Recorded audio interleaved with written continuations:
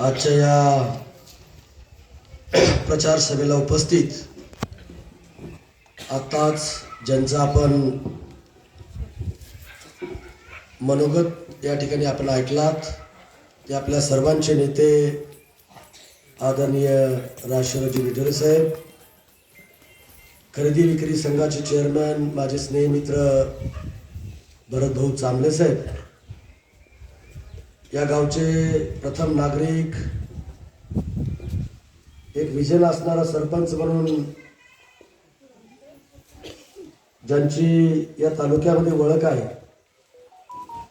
ते माझे मित्र सुदर्शनजी पाटील, शिरोळचे सरपंच केशवजी सगर, राम जाधव, भारतीय जनता पार्टीचे नेते माझे मित्र प्रदीपजी जाधव, वैजनाथजी चिल्लरगेजी, मंगेशजी जाधवजी, माधव पाचेवाड, व्यंकटरावजी पाटील साहेब, बबनजी राठोडजी, पत्रकार आमचे स्नेह मित्र, विकास कामामध्ये मला सातत्याने मदत करणारे LP उगेले सर, बालाजी जाधव साहेब, गोदावरीताई शिंदे, दैवशालीताई कांबळे, अनिलजी चव्हाण, नामदेवजी चव्हाण, सुभाषजी राठोड, संतोषजी राठोड, अंगद याचेवाड, परमेश्वर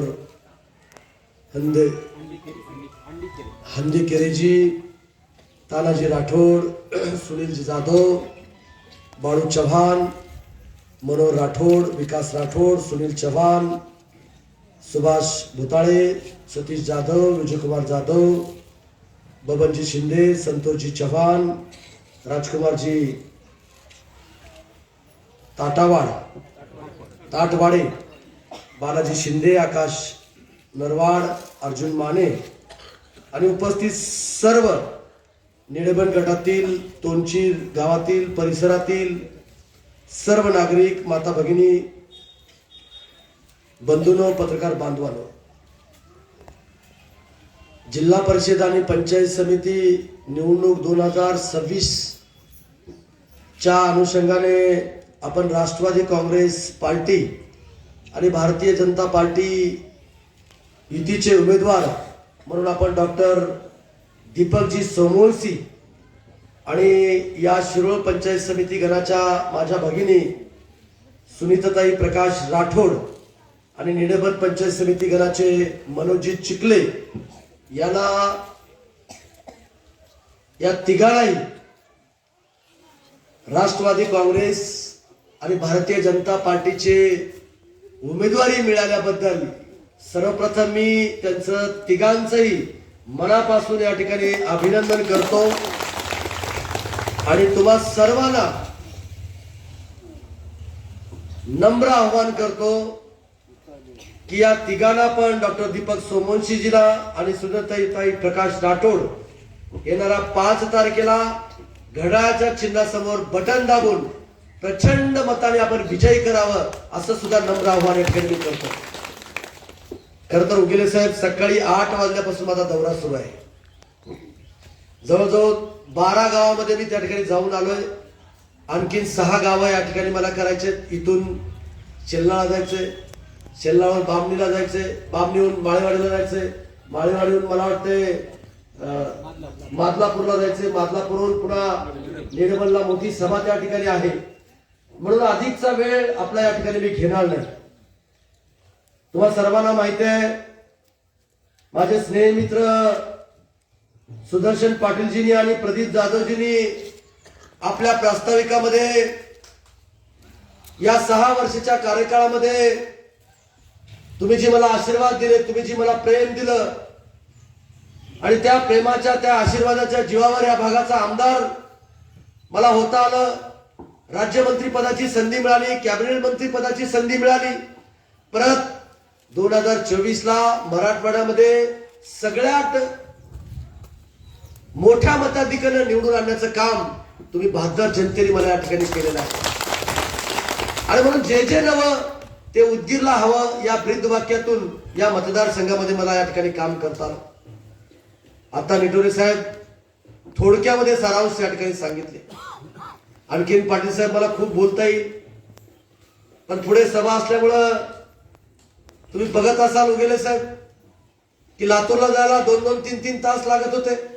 आज लातूरला जायला आपण 40 मिनिटांमध्ये आपण जातो. आष्टामूर ते उदगीरचा रस्ता केला, जाम ते तोगरीचा रस्ता केला. आता उदगीरून बिदरला 1.5 तासामध्ये पोहोचतो, उदगीरून नांदेडला 1.5 तासामध्ये पोहोचतो. शिरूर ते उदगीरचा रस्ता आपण त्या ठिकाणी पूर्ण केला आणि आता उदगीर ते देगलूरचा 800 कोटी रुपयाचा रस्ता मंजूर करण्याचं काम तुमच्या लोकप्रतिनिधींनी त्या ठिकाणी केलेलं आहे. म्हणून दळणवळण व्यवस्थेमध्ये आपण अतिशय मजबूत झालो. जे मुख्य रस्ते उदगीरला जोडणारे होते ते आपण करण्याचा प्रयत्न आपण त्या ठिकाणी केला आणि आता दोनचिरचे बॉर्डर पर्यंत सुद्धा रस्ता आपण त्या ठिकाणी केलेला आहे. पण तो रस्ता उखडलेला आहे, काम निकृष्ट दर्जाचं झालंय.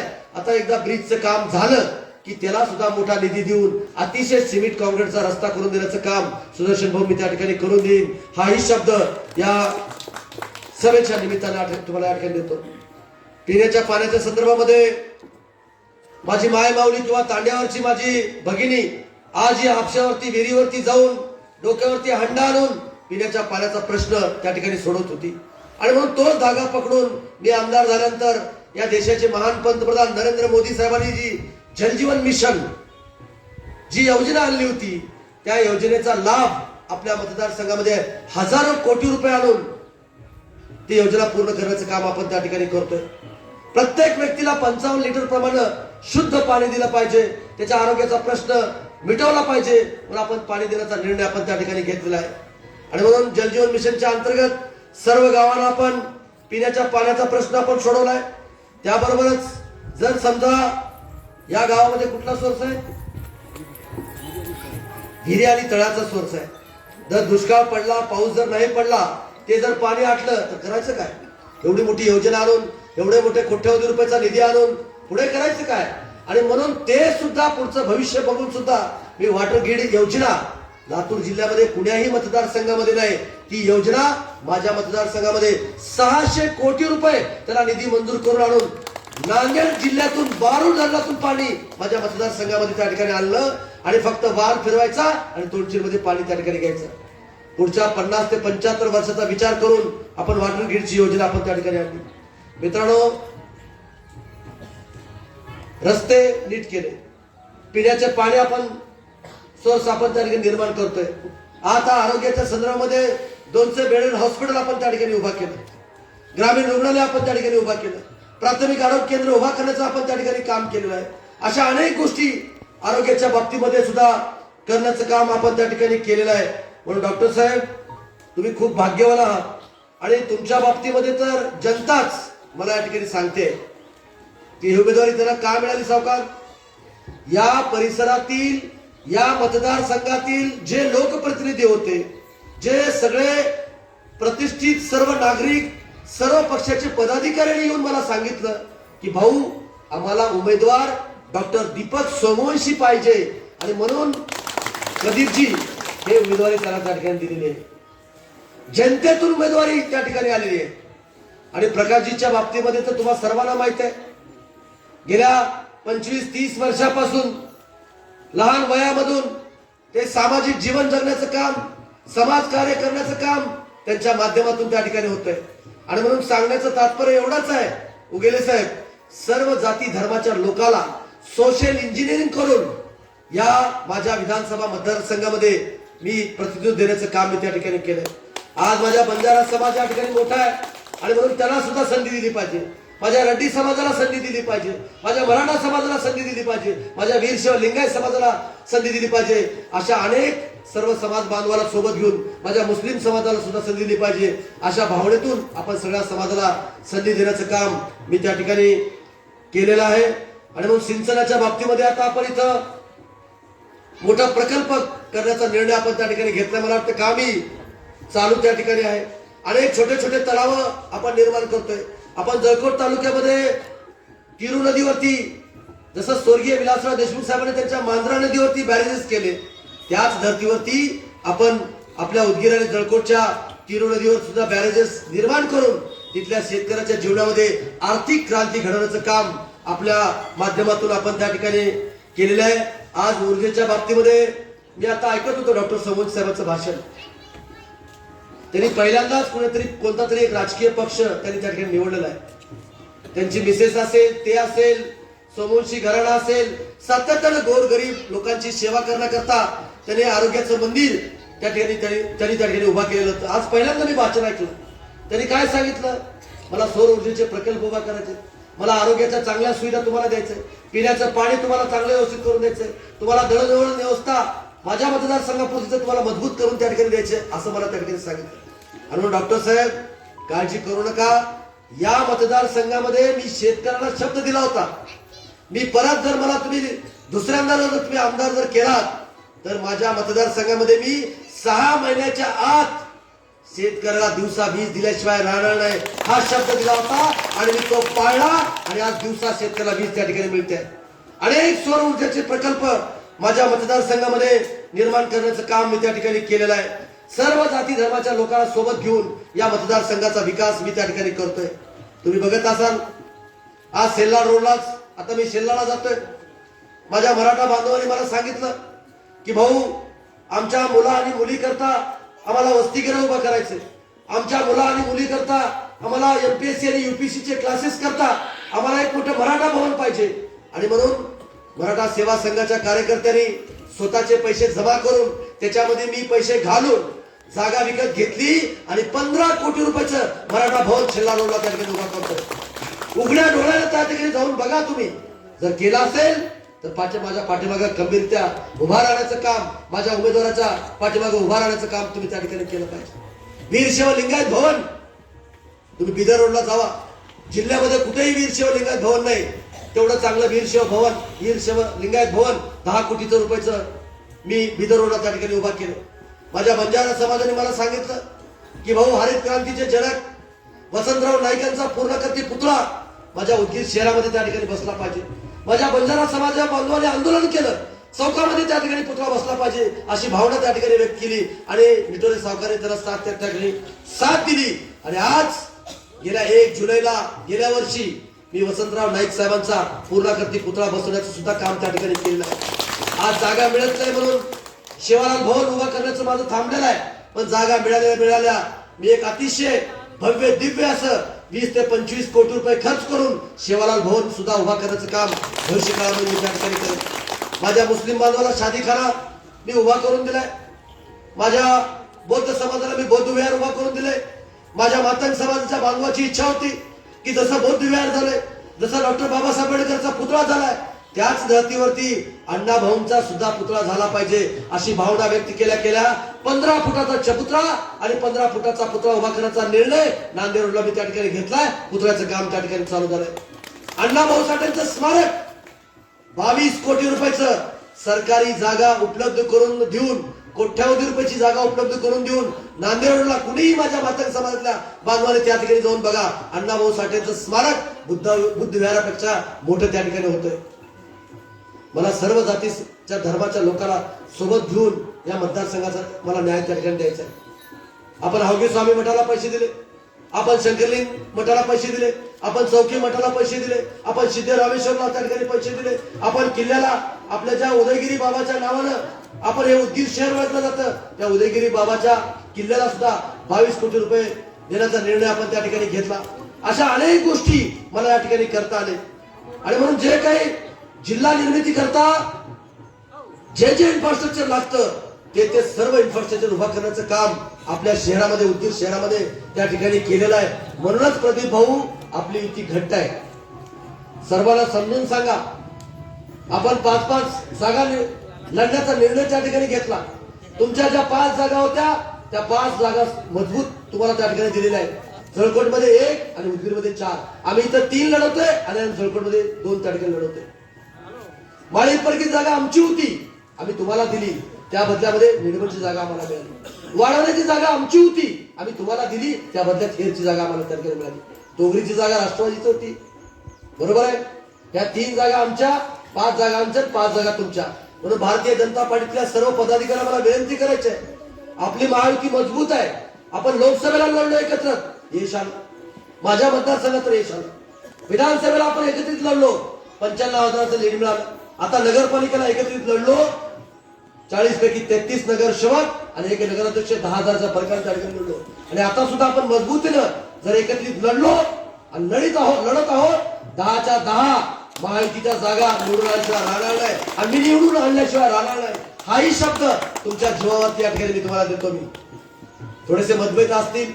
आज माझा केशव सगर माझा अतिशय जवळचा माझ्या अंतकरणाचा माझा मित्र आहे.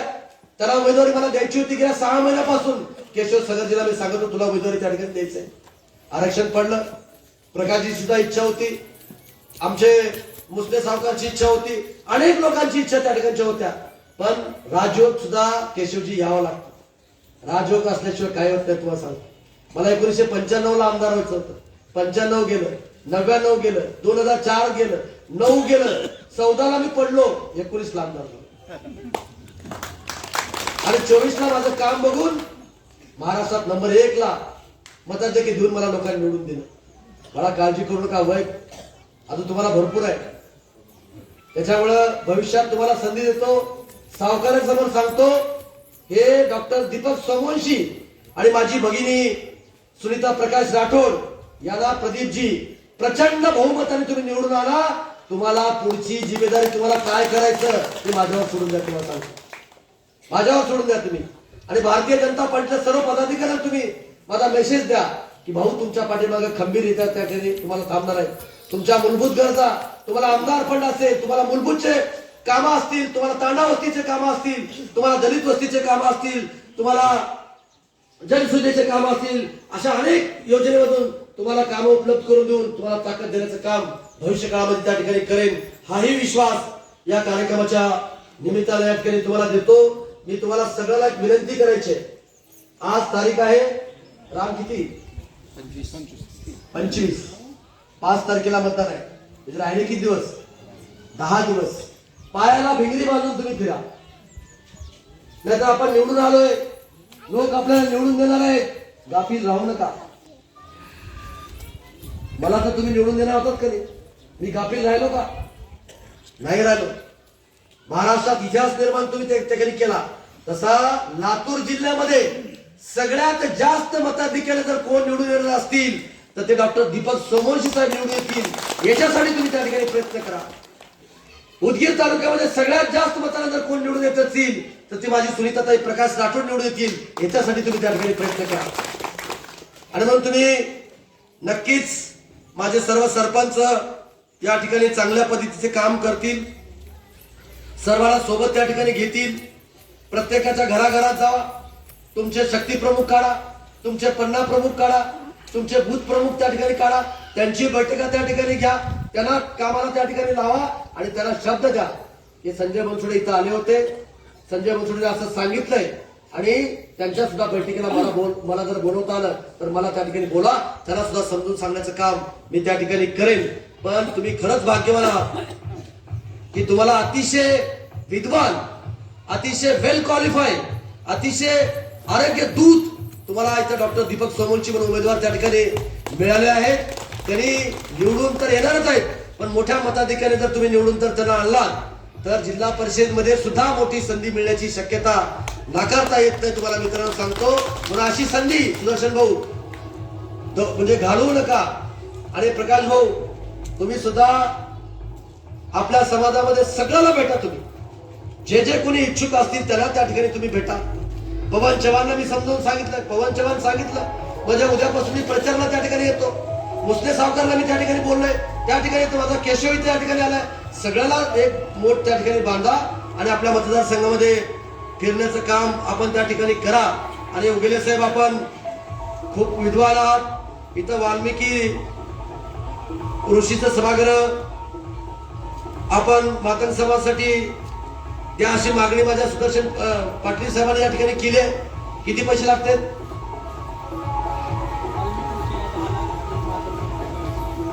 20 लाख. दलित वस्तीमधून मी मातंग समाजासाठी सभागृह बांधण्याकरता आचारसंहिता संपल्या त्या निधीसाठी मी प्रयत्न करेन. मला कॅमेरा चालू आहे, मला जाहीर करता येत नाही. नंबर 1, वाल्मिक ऋषी सभागृहासाठी माझ्या आमदार फंडातून सुद्धा आचारसंहिता संपल्यानंतर निधी देण्याची घोषणा मी त्या ठिकाणी करेन. हाही विश्वास या सभेच्या निमित्ताने देतो. आणि माझ्या गावातील सर्व जनतेला, माझ्या मायबाप जनतेला, माझ्या लाडक्या बहिणीला मी सांगू इच्छितो की आता तुम्हाला 1500 रुपये मिळते. तुम्हाला आता आम्ही लाडक्या बहिणीच म्हणून थांबणार नाही. आता आम्हाला तुम्हाला लखपती दिदी बनवायचे. या देशाचे पंतप्रधान नरेंद्र मोदीला आता तुम्हाला लखपती दिदी बनवायचे. या राज्याचे मुख्यमंत्री देवेंद्र फडणवीस साहेबांना तुम्हाला लखपती दिदी बनवायचे. माननीय अजितदादा पवार साहेबांना तुम्हाला माझ्या लाडक्या बहिणी मोठ्या झाल्या पाहिजे, स्वतःच्या पायावरती उभा राहिल्या पाहिजे, ही त्यांची भावना त्या ठिकाणची आहे. आणि म्हणून तुम्हाला 1500 वरून 2100 रुपये करण्याचा निर्णय आम्ही त्या ठिकाणी घेणार आहोत. एवढंच या प्रसंगी बोलतो. आणि या सभेला अतिशय सभा आपण या ठिकाणी चांगली केली, त्याबद्दल मी तुमचे मनापासून आभार व्यक्त करतो. आणि येणाऱ्या 5 तारखेला या दोघांना सुद्धा कशाच्या चिन्हावर, जोरात कशाच्या चिन्हावर, कशाच्या चिन्हावर, घड्याळाच्या चिन्हावर बटन दाबून प्रचंड बहुमताने विजय करा. धन्यवाद. जय हिंद, जय महाराष्ट्र.